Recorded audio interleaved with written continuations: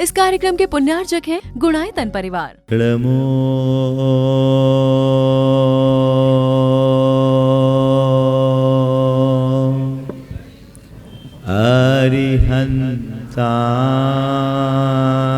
अरिहंताणं नमो अरिहंताणं नमो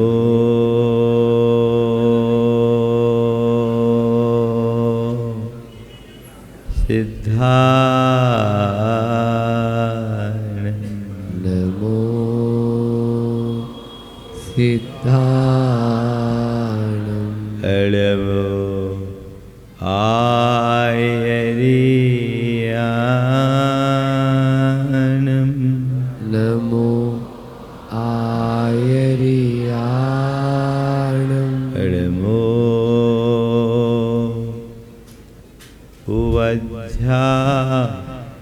उवज्झायाणं नमो उवज्जायाणं नमो लोये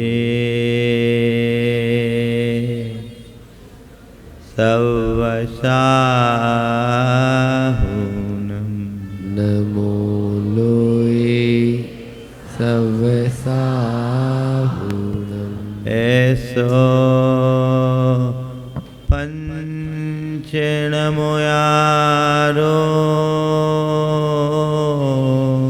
ऐसो पंचनमोयारो सौवपाव पणाशनो सवपाव पणासिनो मंगलालं च सवेसिं मंगलाणं च सवेसिं पढ़ेमं ओ मंगलम् परमं ओय मंगलम्। जय बोलो देवादिदेव 1008 श्री भगवान महावीर स्वामी की, अहिंसा परमो धर्म की, परम पूज्य आचार्य गुरुवर श्री विद्यासागर जी महाराज की, पूज्य मुनि श्री 108 प्रमाण सागर जी महाराज की, मुनि श्री 108 निर्भीक सागर जी महाराज की। सूरज उगता है, कमल खिल जाते हैं। आज आप सबका भी मन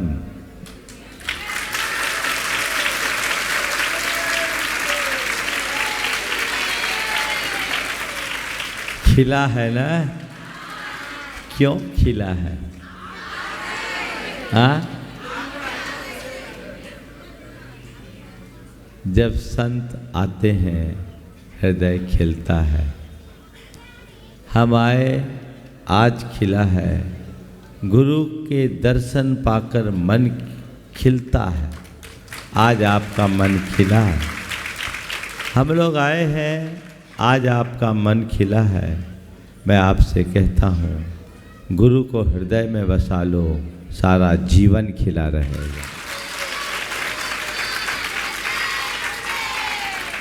गुरु के दर्शन पाना बहुत दुर्लभ है,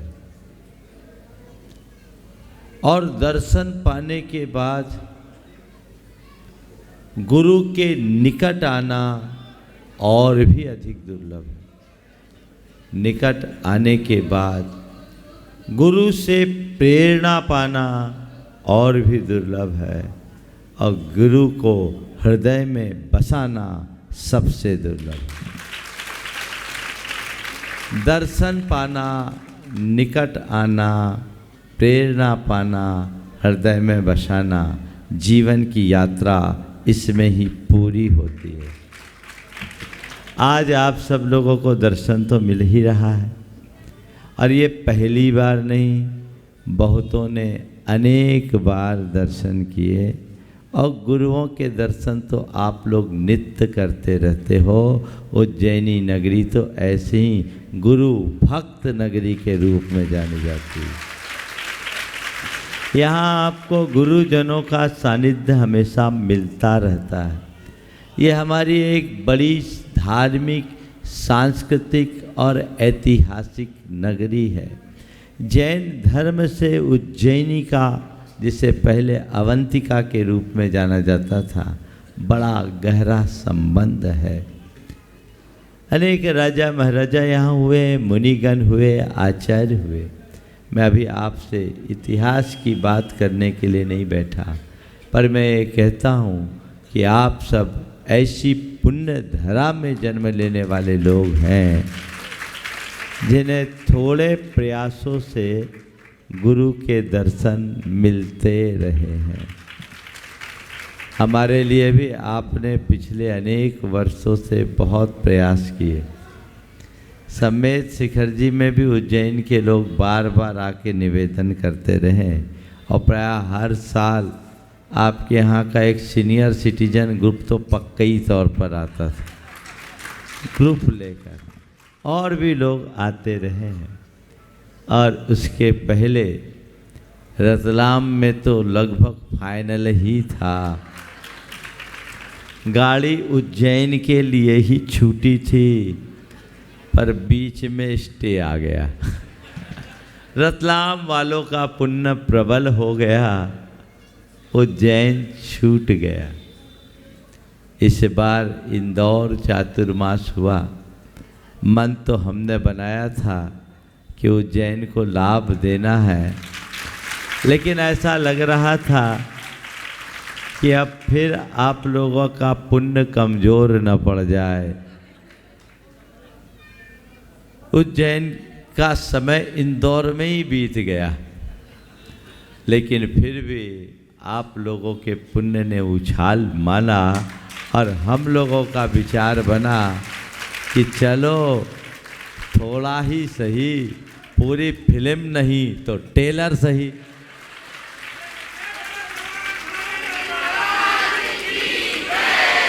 और आज ये सुयोग आप सबका बन गया। और निश्चित यहाँ आने के बाद आज जिस प्रकार की श्रद्धा और भक्ति आप लोगों ने प्रदर्शित की, वह इस बात का प्रमाण है कि उज्जैनी के लोगों में देव शास्त्र गुरु के प्रति भक्ति कोट कोट के भरी है। बस यही हमारे जीवन की सबसे बड़ी संपदा, इसे हमें बना करके रखना चाहिए।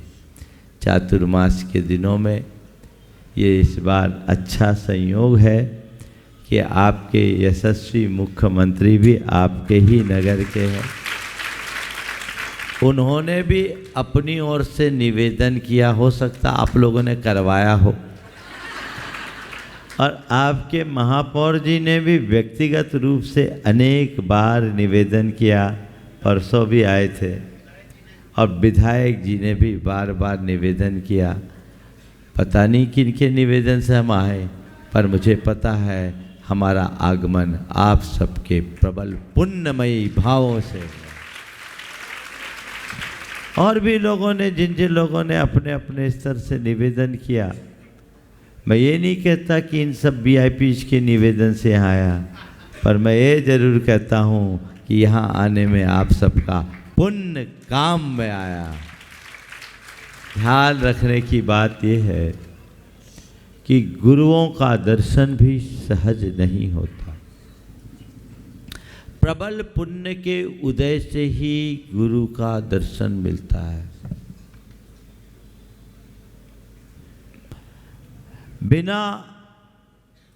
बिन हरि कृपा मिलत नहीं संता की बात, निराधार नहीं है। जिनका प्रबल पुण्य होता है उन्हें ही सत्पुरुषों का समागम मिलता है।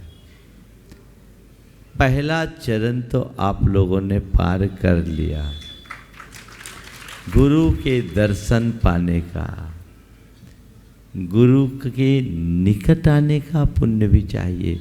महाराज हम तो रास्ते भर यही कोशिश कर रहे थे, आप ही पीछे करवा रहे थे, है ना? पर मैं कह रहा गुरु के निकट आना। आप लोग चाहते हो निकट आना? हाँ, पर ध्यान रखना, गुरु की निकटता क्षेत्र की नहीं, भावों की निकटता होती है।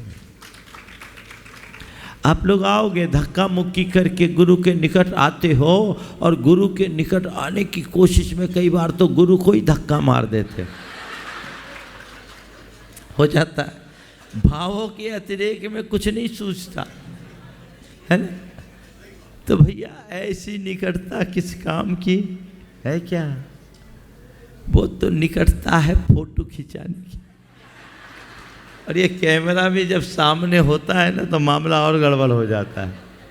सब साथ आना चाहते हैं, ये तो भौतिक निकटता है। भौतिक निकटता से कोई स्थायी लाभ मिले इसमें संशय है, लेकिन भावनात्मक निकटता पाने वालों का जीवन आमूल चूल बदल जाता है। गुरु से निकटता बनाओ, अर्थात गुरु के प्रति आंतरिक अनुराग जगाओ। ऐसा अनुराग ऐसा लगाओ कि तुम्हारे संसार का अनुराग मंद पड़ जाए। जब तक ये अनुराग नहीं बढ़ेगा तब तक भवराग नहीं मिटेगा। गुरु के गुणों को समझो, उनके निकट आकर उन्हें अपना आदर्श बनाओ। जब तक हम गुरु की निकटता पाकर उन्हें अपने आदर्श के रूप में स्वीकार नहीं करते, सच्चे अर्थों में गुरु के पास आने का कोई अर्थ नहीं होता। भौतिक रूप में निकट आना बड़ी बात नहीं है। देखो, हमने सुना है कि चंदन के वन में रहने वाले नीम के पेड़ में भी सुगंध आ जाती। सुना है? पेड़ वन में है लेकिन चंदन की संगति से नीम भी सुगंधित हो जाता, ऐसा सुना है। लेकिन देखो, सांप को चंदन से लिपटने के बाद भी जहर उगलता है। बोलो, है ना अभागा? और क्या बोले, ये तो महाकाल की नगरी है। महादेव के कंठ में लिपटने के बाद भी जहर नहीं छोड़ पाया। बोलो, महादेव के कंठ में लिपटा है ना, जो सबके विष को हरने वाला है, वो विषधर महादेव के कंठ में रहने के बाद भी, विषहर के पास रहने के बाद भी वो विषधर ही बना है। मैं आपसे कहना चाहता हूँ, अपने अंदर उतर कर देखो, मैंने कैसी निकटता पाई है, चंदन में नीम के जैसे या चंदन से लिपटे सांप के जैसे। मुझे पक्का भरोसा है उज्जैन के लोग तो सब नीम ही होंगे, सांप यहाँ कोई नहीं होगा। मान लूं तो थोड़ा जम के तो बजा दो। इतनी अच्छी तारीफ कर रहा हूं और तुम्हें खुला प्रमाण पत्र दे रहा हूं, है ना खुशी की बात? मान लूं ना? थोड़ा दम से तो बोलो। हाँ, उज्जैन के लोग तो पूरे दूध के धुले हैं, है ना? और मैं चाहता हूं बस ऐसे ही धुले रहो। निकटता आंतरिक होनी चाहिए। ये निकटता आई तो रूपांतरण शुरू, फिर तुम प्रेरणा पाओगे। तीसरा क्रम है गुरु से प्रेरणा पाना। किसकी प्रेरणा पाना? गुरुजनों से प्रेरणा पाए, सन्मार्ग में लगने की, जीवन को बदलने की, कुछ अच्छा करने की, कुछ अच्छा बनने की। पूरा जीवन गुरुओं के चरणों में बिता दिया और उनसे कोई अच्छी प्रेरणा नहीं पाई तो क्या पाया? पनघट के किनारे आकर के भी गागर खाली लौट गई। बोलो, पनघट के तक आकर भी गागर खाली लौट जाए तो क्या कहेंगे? इससे बड़ा अभागा कोई होगा क्या? है ना? प्रेरणा पाना है, कुछ अच्छी प्रेरणा पाइए। एक बात ध्यान रखना, हमें बहुत दुर्लभ मनुष्य जीवन मिला।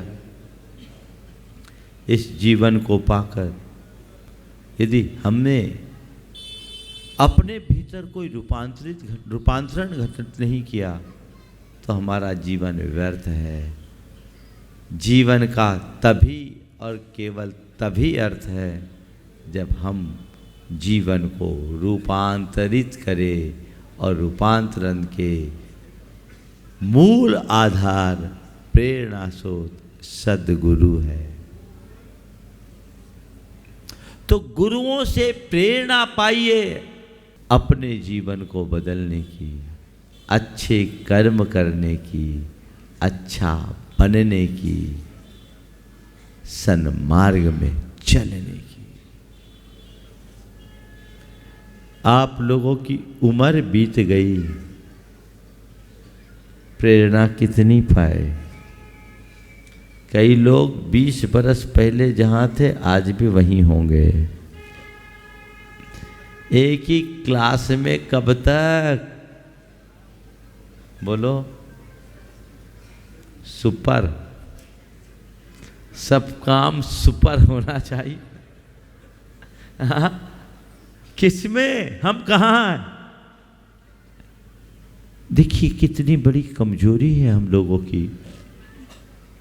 दुनियादारी के क्षेत्र में हम हमेशा अपने को आप को अपडेट करते रहते हैं, अपग्रेड करते रहते हैं, अपनी ग्रोथ के प्रति सतत चिंता करते हैं कि नहीं?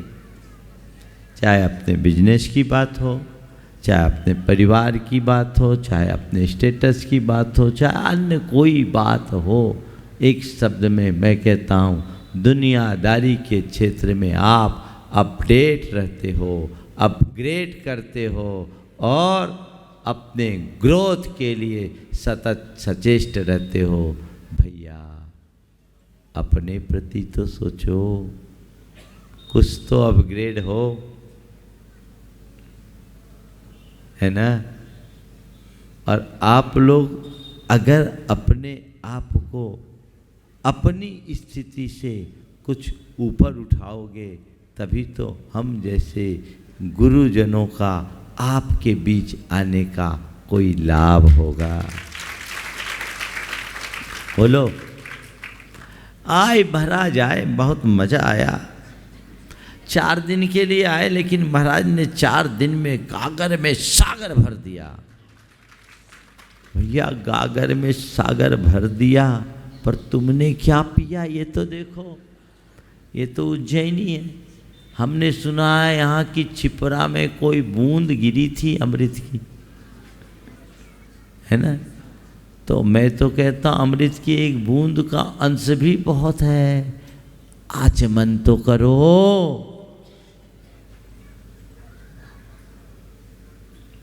जब तक हम आचमन नहीं करेंगे तब तक भीतर उसका असर क्या होगा? प्रेरणा पाकर अपने भीतर परिवर्तन का संकल्प लीजिए। यदि आपकी चेतना जागृत है तो एक पल के सानिध्य से भी पूरा जीवन बदल सकता है। और चेतना यदि जागृत न हो तो जीवन भर सानिध्य में रहने के बाद भी कुछ भी ना बदले। महत्वपूर्ण ये नहीं है कि हमें कितना सानिध्य मिला, महत्वपूर्ण ये है कि सानिध्य से हमें क्या मिला। मैं पुनः दोहरा रहा हूं, महत्वपूर्ण ये नहीं है कि हमें कितना सानिध्य मिला, महत्वपूर्ण ये है कि सानिध्य से हमें कितना मिला, क्या मिला। अंजन चोर को एक पल का सानिध्य मिला था, अंगुली माल को एक पल का सानिध्य मिला था, वाल्मीकि जी को एक पल का सानिध्य मिला था।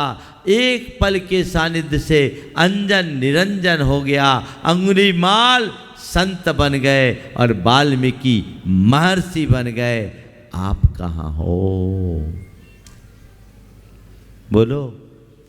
एक पल के सानिध्य से जीवन बदल गया। और आप, मैं एक गांव में गया, 20 साल बाद गया था। लोगों ने बोला महाराज ये देखो ये बदल गया, ये बदल गया, ये बदल गया, ये बदल गया। उस गांव में एक घूरा था। 20 बरस पहले मैंने देखा था घूरा। घूरा समझते ना? घूरा यानी जहाँ कचरा डालते हैं, वो घूरा भी बदल गया। तो एक बोल रहा था महाराज ये बदल गया, वो बदल गया, ये घूरा भी बदल गया। मैंने कहा तू जहाँ का तहाँ दिख रहा है। घूरा बदल गया, तू कहाँ बदला? बात समझने की। मुझे ये देखना है कि मैं कितना बदला। एक बात ध्यान रखना, जिंदगी हमारी है, इसका सुख भी हमारा है, दुख भी हमारा है, इसे सुधारने में भी हमारी ही भलाई है और बिगाड़ने में भी बुराई हमारी है। तय करना है हमें अपनी जिंदगी को संवारना है या बिगाड़ना है। हाँ, संवारना है। कब? कुछ लोग मरने के बाद संवारेंगे, है ना? और कहते हैं महाराज मरने के बाद संवारने की भी जरूरत नहीं, क्योंकि हम कुछ भी करें मरने के बाद तो स्वर्गीय बनी जाएंगे, है ना?